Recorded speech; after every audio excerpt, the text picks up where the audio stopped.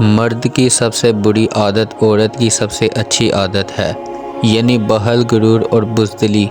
کیونکہ اگر عورت مغرور ہو تو مردوں سے بات کرنا پسند نہیں کرے گی، اور اگر بزدل ہو تو وہ چیز سے ڈرے گی اور اپنے گھر سے نہیں نکلے گی۔ سب سے برا گھر وہ حمام ہے جس میں ستر ظاہر ہو اور حیا رخصت ہو جائے۔ ایک کریم آدمی کبھی بھی انتہا کو نہیں پہچانتا۔ ہم حرام کے ایک دروازہ کے ڈر سے حلال کے 70 دروازے چھوڑ دیتے ہیں۔ جس نے کوئی کھانے کی چیز حاصل کی، اسی حرج پر اسے فروخت کر دیا تو گویا اس نے اس کا صدقہ کر دیا۔ دوسرے قول کے مطابق گویا اس نے ایک غلام آزاد کر دیا۔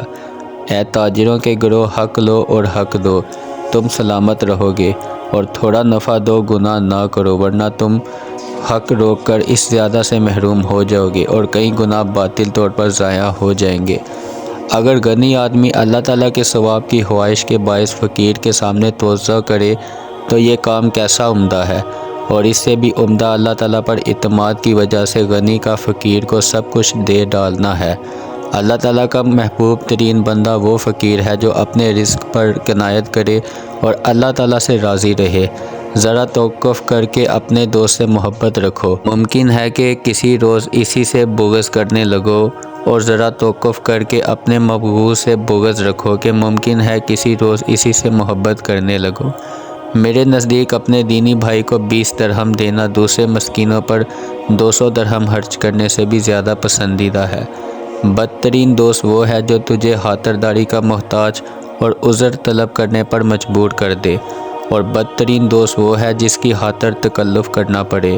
جس نے نمک کے ساتھ کھانے کی ابتدا کی، اللہ تعالیٰ اسے 70 قسم کے آفات دور کر دے گا۔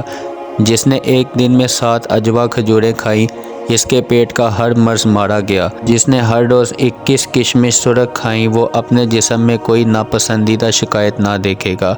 حلال دنیا حساب ہے اور حرام دنیا عذاب ہے۔ بے گھر وہ ہے جس کا کوئی دوست نہیں۔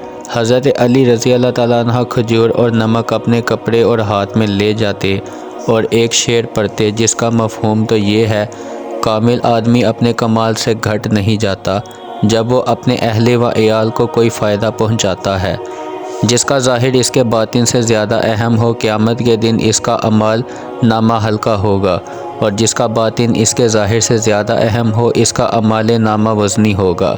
جیسے شراب میں شر ہے، اسی طرح گوشت کی مدامت میں ضر ہے۔ مجھے ایک غلام آزاد کرنے کے مقابلہ میں یہ زیادہ محبوب ہے کہ ایک دفعہ کھانے پر اپنے بھائیوں کو جمع کرو۔ ایمان ایک سفید چمک بن کر ظاہر ہوتا ہے۔ جب بندہ نیک اعمال کرتا ہے تو وہ روشنی بڑھ جاتی ہے، یہاں تک کہ اس کا سارا قلب روشن ہو جاتا ہے۔ نفاق ایک سیاہ نقطہ کی صورت میں نمودار ہوتا ہے، مہرمات کو توڑتا ہے تو بڑھ جاتا ہے، یہاں تک کہ سارا دل سیاہ ہو جاتا ہے اور اس پر مہر لگ جاتی ہے۔ رزق کی 2 قسمیں ہیں، ایک وہ رزق جو مجھے تلاش کرے، دوسرا وہ رزق جس کو تو تلاش کرے۔ جس دن ہم اللہ کی نافرمانی نہ کریں، ہمارے لیے عید کا دن ہے۔ جب اللہ تعالیٰ کسی بندے سے محبت کرتا ہے تو اسے ابتلا میں ڈالتا ہے۔ اب اگر اس نے صبر کیا تو اسے چن لیتا ہے، اور اگر راضی ہو گیا تو اسے برگزیدہ بنا لیتا ہے۔ اللہ تعالیٰ ہی کو علم ہے کہ اس کے بعد دنیا کے ساتھ کیا کرے گا۔ یہ اس کے سر بستہ راز میں سے ہے جسے حاکم تعالیٰ نے مخفی رکھا ہے۔ اپنے اور اللہ کے درمیان کسی کو رازق نہ سمجھو، اور غیر اللہ کی نعمت کو اپنے اوپر قرض شمار کرو۔ جو شخص مجھے سیدنا ابو بکر صدیق رضی اللہ تعالیٰ عنہ اور سیدنا عمر فاروق رضی اللہ تعالیٰ عنہ پر فضیلت دے گا تو میں اسے افطرا باندھنے والی کی سزا لگاؤں گا۔ اللہ تعالیٰ ہر کیفیت سے پاک ہے، وہ شارک سے قریب تر ہے۔ انتہائیں تو مخلوق کے لیے بیان کی جاتی ہیں، حد تو اس کے غیر کے لیے منسوب کی جاتی ہے۔ وہ اپنی بلندی میں تنہا ہے، کوئی چیز اس کے لیے رکاوٹ نہیں، اس کی مخلوق کی عطیت اس کا کوئی نفع نہیں۔ پکارنے والوں کے لیے اس کا جواب انا فنا ہے۔ اس کے بارے میں حد بندی کا قول کرنے والا اس کی حقیقت سے جاہل ہے۔ معرفت الہیہ کے بغیر سگرسنی میں مر کر جنت میں جانے سے قبرسنی میں معرفت الہیہ کے حصول کے ساتھ دنیا سے جانا مجھے زیادہ پسند ہے۔ لوگوں کا سب سے بڑا خیر خواہ اور خدا کو سب سے زیادہ جاننے والا وہ شخص ہے جو لا الہ الا اللہ والوں کی سب سے زیادہ تعظیم کرے اور سب سے زیادہ ان کے ساتھ محبت رکھے۔ جنت کا شائق شہوت سے دور رہتا ہے اور دوزخ سے خائف حرام سے محفوظ رہتا ہے۔ موت کا منتظر حیرات کی طرف جلدی کرنے والا ہوتا ہے۔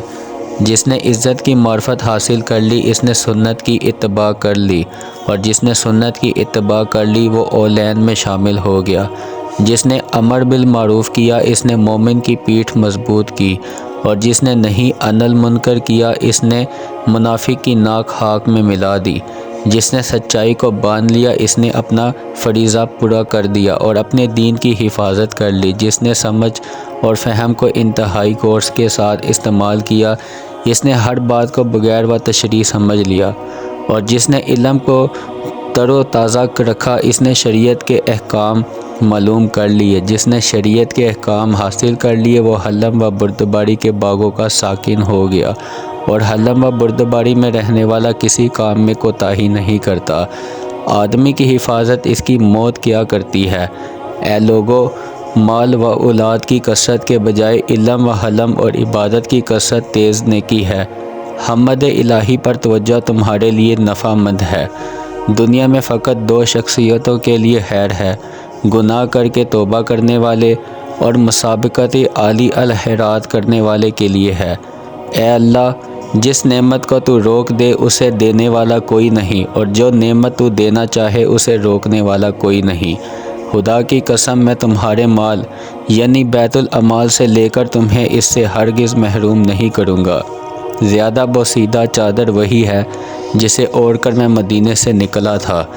لوگوں، مجھے تم پر دو چیزوں کی فکر رہتی ہے، ایک لمبی امیدیں لگانا اور دوسرا اپنی خواہش کے مطابق چلنا۔ خواہش پر عمل کرنا حق پر چلنے سے رکاوٹ بنتا ہے۔